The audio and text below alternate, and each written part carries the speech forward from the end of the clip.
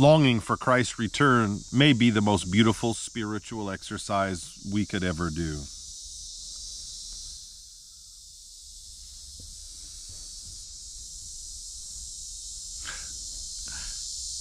Every generation of Christians has believed themselves to very likely be the generation that would see the coming of the Son of Man, the return of Jesus. You know, it's been called historically the blessed hope of the church, and perhaps it is such that we are supposed to long for his coming. Perhaps God has designed the Christian walk, this way of life, of living life with God. Perhaps he has designed it in such a way so that every generation should and could and would be hanging on to the hope of his return, because it is being anchored in the hope of his return that reminds us to be mindful of the present moment.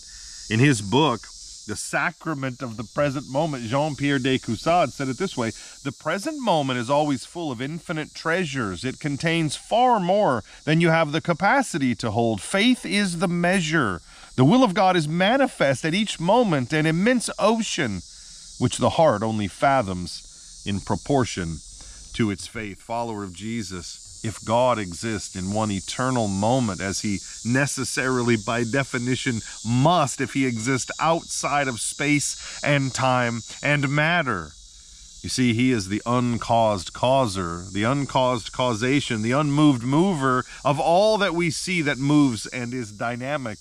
And therefore he lives outside of space and time. He is before it and after it. He's not bound up by it. So to the extent that you and I learn to recognize the sacred reality of each present moment as it is alive with the present tense activity of God, to that extent, our hearts become more well prepared for life in eternity with Jesus, worshiping God in that same endless moment, which is packed full of the presence, of the love, of the truth, and of the grace of Almighty God. God bless you today. Stay in the moment. Be mindful.